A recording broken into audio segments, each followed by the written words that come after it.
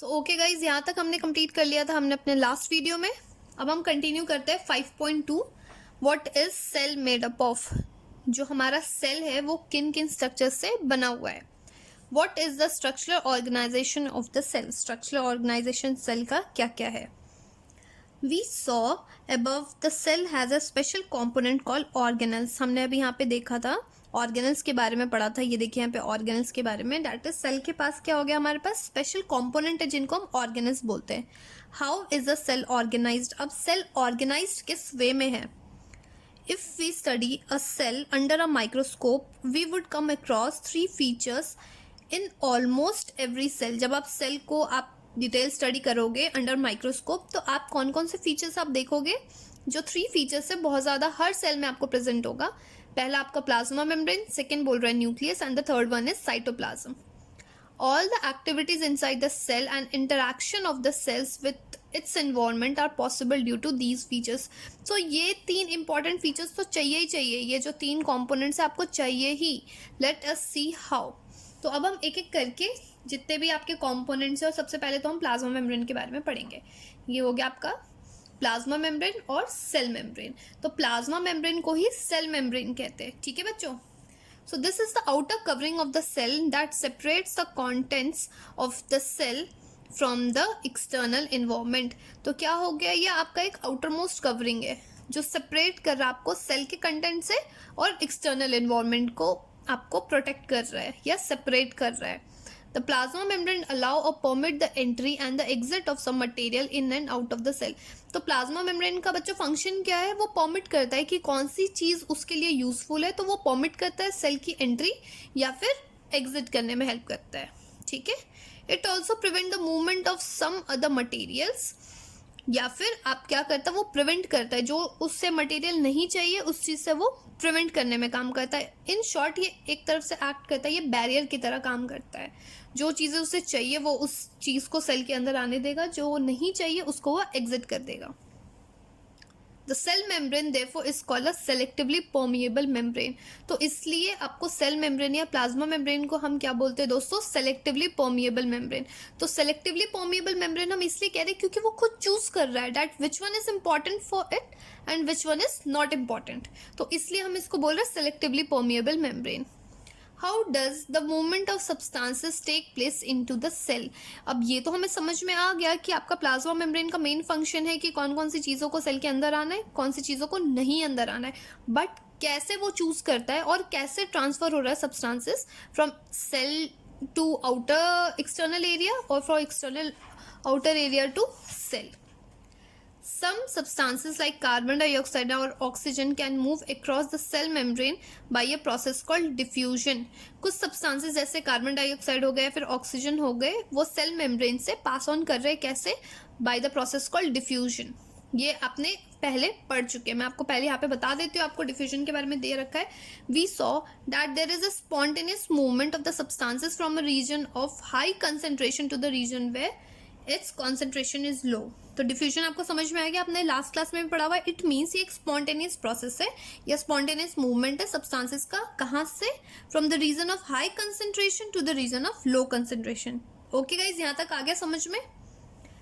Something similar to this happen in the cells when, for example, some substances like the carbon dioxide which is cellular waste and required to be excreted out of the cell। जैसे मान लो आपको एक example दे दिया CO2 जो कि आपका waste product है और इसको सेल से बाहर करना है, ठीक है, accumulated in the higher concentration inside the cell। तो ये काफ़ी हाईली कंसनट्रेटेड है सेल्स के अंदर, उसे बाहर निकालना है।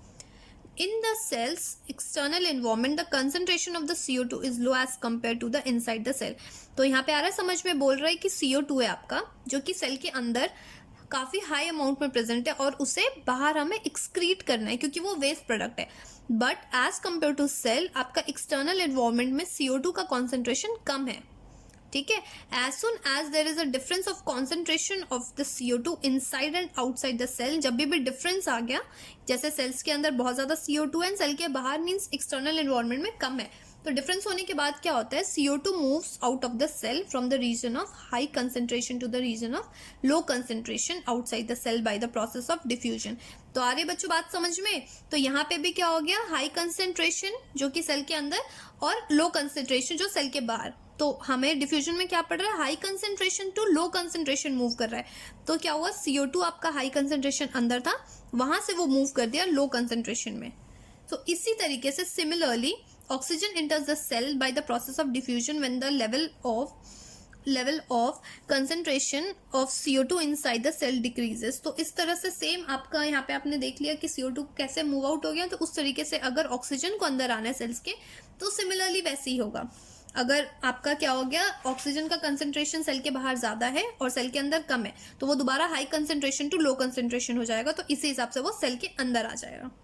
Okay, Thus, the diffusion play an important role in the gaseous exchange between the cell as well as the cell and the external environment। तो ये कैसे हो रहा है ये possible? Due to the gaseous exchange between the cell। Okay guys, water also obey the law of diffusion। water भी obey करता है law of diffusion का ही law को वो obey करता है। The movement of water molecule through such a selectively permeable membrane is osmosis। तो इसको हम क्या बोलते हैं, osmosis। The movement of water across the plasma membrane is also affected by the amount of substances dissolved in water। तो ये किस पे डिपेंड हो रहा है कि हमारा amount of substances जो dissolve हो रहा है water में। Thus, the osmosis is the passage of water from a region of high water concentration through a selectively permeable membrane to a region of low water concentration till equilibrium is reached। तो osmosis भी कब तक हो रहा है, जब वो high concentration water concentration से आपका लो वाटर कंसेंट्रेशन तक जा रहा है। कब तक, जब तक इक्विलिब्रियम मेंटेन ना हो जाए। और उन दोनों के बीच में कौन सा आपका लेयर आ रहा है, that is selectively permeable membrane. ठीक है, अब यहाँ पे बच्चों ये बहुत ज़्यादा इंपॉर्टेंट है, मैंने आपको थोड़ा सा फिगर बना दिया है कि आपको थोड़ा समझ में आ जाए, क्योंकि ये आपको बहुत इंपॉर्टेंट है, ये आपको एग्जाम में आएगा ही आएगा। One of the following 3 things could happen. तो आपको 3 डिफरेंट केसेस दिए हुए हैं। अब देखते हैं पहला केस क्या बोल रहा है। If the medium surrounding the cell has a higher water concentration, ये देखिए, ये मैंने एक मीडियम बनाया है, ये आपको सेल दे दिया है, क्योंकि यहाँ पे बोल रहा है what will happen if you put a plant or an animal cell in a solution of sugar or a salt। ये देखिए, ये आपने या तो प्लांट सेल डाल दिया या एनिमल सेल डाल दिया। आपको ये पहला केस है आपका हाइपोटोनिक सोल्यूशन। तो आपने जब सेल डाला, ठीक है, तो पहला केस में बोल रहा है if the medium surrounding the cell has a higher water concentration. यहाँ पे देख रहे हो, ये जो मैंने डॉटर लाइक स्ट्रक्चर बनाया, ये हायर वाटर कंसेंट्रेशन है देन अ सेल। सेल में देखिए कितने कम कंसेंट्रेशन है as compare to outer, meaning that the outside the solution is very dilute. Obviously जब वाटर कंसेंट्रेशन ज़्यादा होगा तो ये आपका आउटर साइड क्या होगा, आपका डाइल्यूट होगा। The cell will gain water by osmosis. तो यहाँ पे क्या होगा, ऑस्मोसिस होगा। Such a solution is known as hypotonic solution. तो ये इस टाइप का सॉल्यूशन को क्या बोलते हैं दोस्तों, हाइपोटोनिक। हाइपो मीन्स कम, तो आउटर लेयर में आपका कॉन्सेंट्रेशन क्या है, कम है, क्योंकि पानी ज़्यादा है। तो ये क्या है, यहाँ पे मैंने लिखा हुआ है सॉल्यूशन इज डाइल्यूट। जब सॉल्यूशन डाइल्यूट होगा तो कॉन्सेंट्रेशन कम होगा, तो इसलिए इसका नाम है आपका हाइपोटोनिक सॉल्यूशन। अब क्या होता है इसमें, इस हाइपोटोनिक सॉल्यूशन में क्या होगा, जब भी आपने प्लांट या एनिमल सेल डाल दिया, बोल रहा water molecules are free to pass across the cell membrane in both the direction. यहाँ पे ये सेल मेम्ब्रेन है, आपको बोथ द डायरेक्शन में जाएगा, but more water will come into the cell than will leave. तो बोल रहा है कि ज़्यादा क्या होगा, आपका जो सेल में जो वाटर है वो अंदर की तरफ आएगा। The net overall the result is that the water enter the cell. क्यों, क्योंकि यहाँ पे वाटर की कॉन्सेंट्रेशन क्या थी बच्चों, ज़्यादा थी। तो हमने अभी पढ़ा था high concentration to low concentration आ रहा है, तो ये वाटर क्या हो गया आपका सेल के अंदर चला जाएगा। तो जब सेल के अंदर जाएगा तो मैंने आपको एरो से दिखाया ये स्वेल होने जाएगा। तो ये देखिए साइज इसका क्या हो गया, इंक्रीज हो गया। The cell is likely to swell up. आ गया, आई डोंट थिंक सो कोई डाउट है, बहुत ईजी। आपने सेल को डाला, यहाँ पे कॉन्सेंट्रेशन आपका क्या हो गया, कम है। इट मीन्स ये डाइल्यूट है, वाटर का कॉन्सेंट्रेशन आपका ज़्यादा है एंड सोल्यूट का कॉन्सेंट्रेशन कम है। तो क्या हो गया, ये हाइपोटोनिक सोल्यूशन हो गया। तो जब वाटर यहाँ पे ज़्यादा है तो हमने पढ़ा है कि high concentration to low concentration जा रहा है, तो यहाँ पे वाटर आपके सेल के अंदर जाएगा, तो सेल के जैसे ही अंदर जाएगा तो ये सेल स्वेल हो जाएगा। ठीक है, आ गया। सेकेंड आपका है, बोल रहा है आइसोटोनिक सोल्यूशन। ये देखिए आइसोटोनिक सोल्यूशन, ये बहुत ईजी है। आइसो मीन्स सेम, ठीक है। If the medium has exactly the same water concentration as the cell, means outer medium में भी कॉन्सेंट्रेशन वाटर का सेम है और सेल के अंदर भी सेम है, there will be no net movement of water across the cell membrane, तो यहाँ पे कोई नेट मूवमेंट नहीं होगा, ठीक है, ना ही वो श्रिंक करेगा ना ही सेल स्वेल होगा। Such a solution is known as isotonic solution, तो इस टाइप के सोल्यूशन को हम क्या बोलते हैं दोस्तों, isotonic solution. Water crosses the cell membrane in both the direction but the amount going in the same as the amount going out, ठीक है, सेल्स तो है क्योंकि परमेबल मेम्ब्रेन है यहाँ पे, तो वाटर इन एंड आउट हो रहा है बट सेम अमाउंट में होगा, तो इसलिए क्या हो गया, the cell will stay at the same size, तो सेम साइज होगा, सेल में ना इंक्रीज इन साइज होगा या डिक्रीज इन साइज होगा। थर्ड केस आपको बोल रहा है हाइपरटोनिक सोल्यूशन, इसमें क्या बोल रहा है दोस्तों, if the medium has a lower concentration of the water than the cell, यहाँ पे कॉन्सेंट्रेशन आपका कम हो गया, ये देखिए मैंने बनाया है, आपका कॉन्सेंट्रेशन वाटर का बहुत कम है और अंदर क्या हो गया आपका ज़्यादा है, ठीक है, the cell will lose water by osmosis, तो क्या होगा, ये सेल के जो वाटर है ये बाहर की तरफ आएंगे। आ रही है बात समझ में, यहाँ देखिए, यहाँ आपका कॉन्सेंट्रेशन बाहर ज़्यादा था एक्सटर्नल इन्वायरमेंट में, तो इसलिए क्या हो रहा था, ये बाहर से अंदर की तरफ जा रहा था, जहाँ ज़्यादा कॉन्सेंट्रेशन है उसके ऑपोजिट जा रहा है, तो इसलिए सेल स्वेल हो गया आपका। यहाँ पे आपका बोल रहा है कि आउटर में कॉन्सेंट्रेशन है ये काफ़ी आपका कम है पर अंदर ज़्यादा है, तो इसमें क्या होगा, the cell will lose water by the osmosis, such a solution is known as hypertonic solution. Again water crosses the cell membrane in the both the direction, फिर से हमारा वाटर जाएगा बोथ द डायरेक्शन, लेकिन ज़्यादा कहाँ होगा, the water leaves the cell than enters, तो क्या होगा, therefore the cell will shrink, तो सेल क्या होगा बच्चों, श्रिंक हो जाएगा, यहाँ से जो वाटर है वो बाहर की तरफ आ जाएगा इसको कंपनसेट करने के लिए, तो ये देखिए ये क्या हो गया, श्रिंक हो गया। Thus the osmosis is a special case of diffusion through a selectively permeable membrane, तो ये क्या हो गया, selectively permeable membrane के कारण ही तो ये हो रहा है, ठीक है। अब आपको यहाँ पे बोल रहा है unicellular fresh organism and most plant cells tends to gain water through the osmosis, बोल रहा है बहुत सारे यूनिसेलुलर फ्रेश वाटर ऑर्गेनिज्म है या फिर जो प्लांट्स है वो क्या करते हैं, वाटर को गेन करते हैं, कैसे, ऑस्मोसिस के through.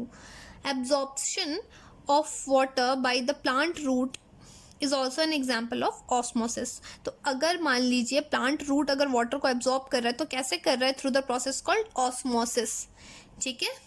Thus the diffusion is important in exchange of gases and water in the life of the cell. In addition to this, the cell also obtain the nutrients from its environment, ठीक है।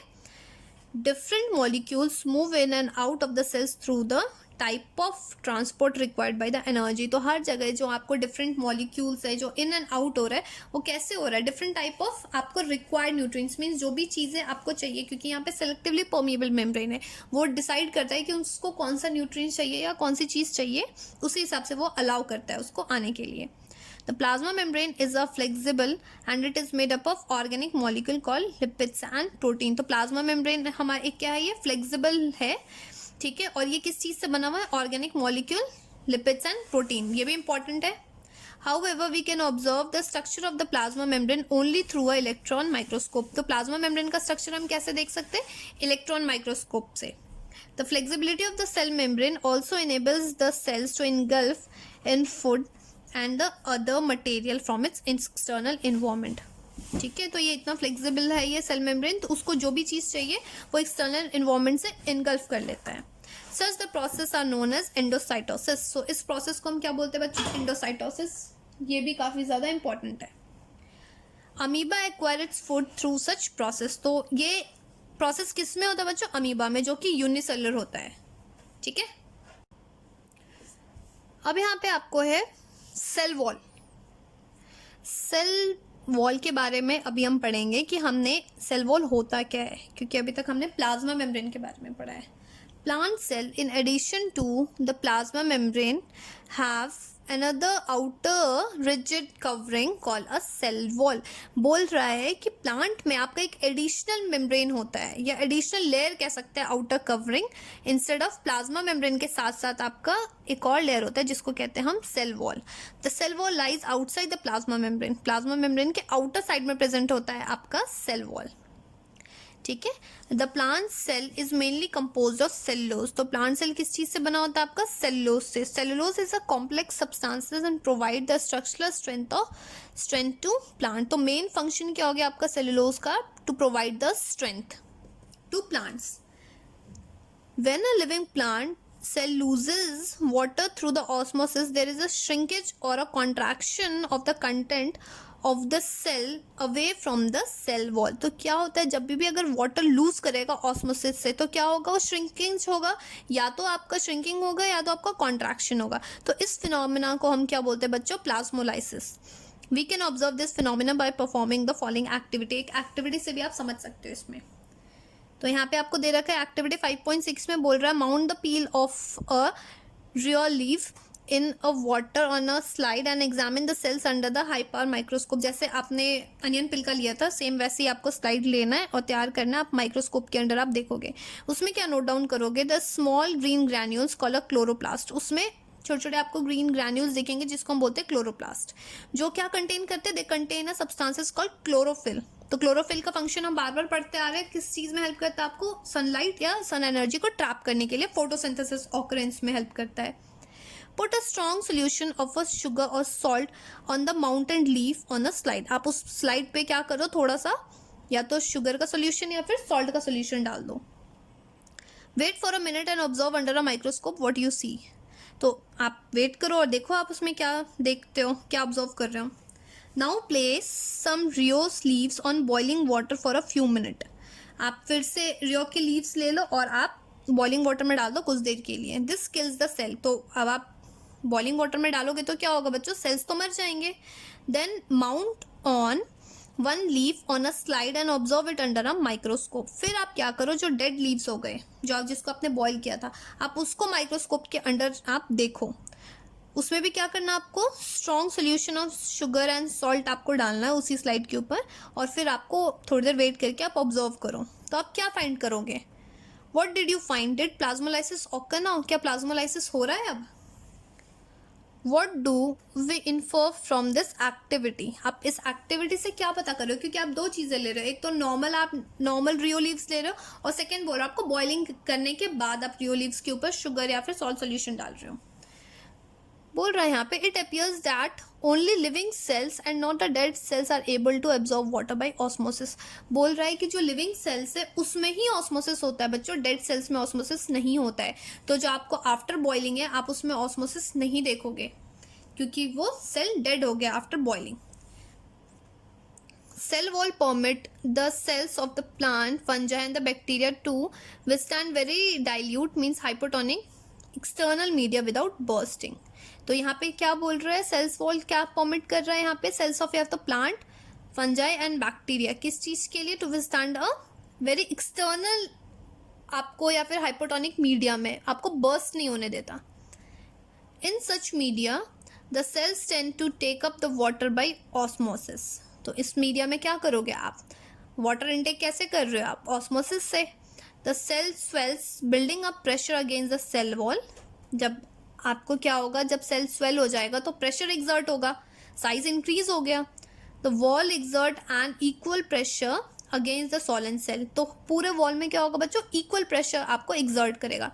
Because of the wall such cells can withstand much greater chances in the surrounding medium than animals। तो समझ में आ रहा है आपको? तो because ये सेल वॉल के कारण क्या हो गया? वो ज़्यादा आपको प्रेशर वो झेल सकता है as compare to animal cell. Next हम पढ़ते हैं न्यूक्लियस नेक्स्ट वीडियो में।